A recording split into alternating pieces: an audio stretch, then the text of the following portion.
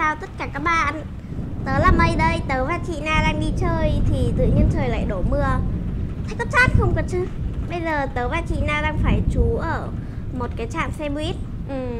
Và bây giờ thì để làm nóng không khí thì chị Na với cả bạn Mây sẽ hát cho các bạn một bài hát có tên là Rain Rain Go Away. Đúng rồi, bài Rain Rain Go Away. Và mong là sau khi hát xong bài hát này thì trời sẽ tạnh mưa nhá. Bây giờ thì các bạn hãy cùng lắng nghe bài hát này với chúng mình thôi nào. Các bạn ơi, và trước khi vào bài hát này thì chúng ta sẽ cùng tập một vài động tác với nhau nhá. Đầu tiên này, Rain Rain Go Away, come again another day. Đây này, Rain Rain Go Away thì tay các bạn để như thế này nhá, giống như là các giọt mưa đang rơi xuống, đúng không nào? Come again another day. Em có biết come again another day có nghĩa là gì không? Come again another day có nghĩa là hãy quay trở lại vào một ngày khác. Đúng rồi, thế nên là chúng ta sẽ để hai ngón tay như thế này. Come again another day. Xong rồi bây giờ nhá. Daddy want to play, rain rain go away. Được chưa nào? Các động tác rất là dễ nhớ phải không nào? Bây giờ thì chị Na và bạn Mây sẽ cùng hát cho các bạn bài hát Rain Rain Go Away nhá. Bắt đầu. Yeah!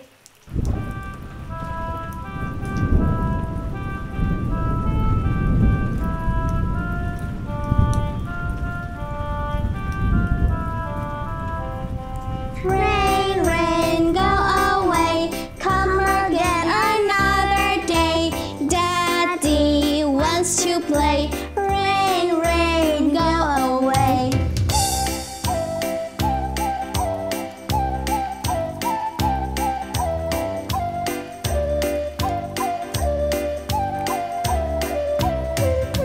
Rain, rain, go away, come again another day. Mommy wants to play, rain, rain, go away.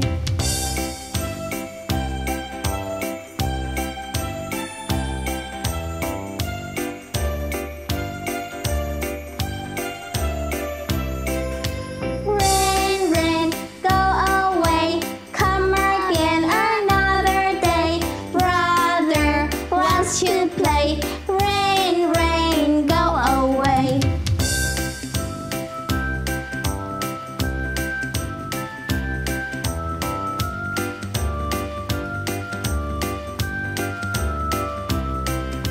Rain, rain, go away, come again another day. Sister wants to play, rain, rain, go away.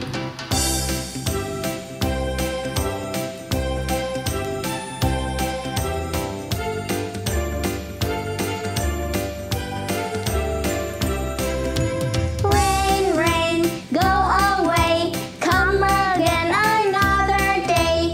Baby wants to play, rain, rain, go away.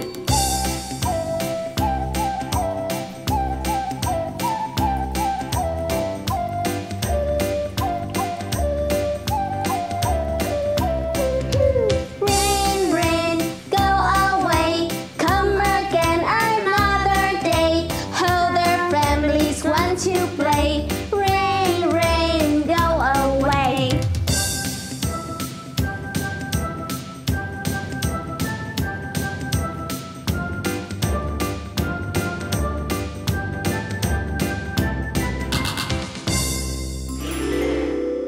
Wow, chị Na ơi, trời đã tạnh mưa rồi này.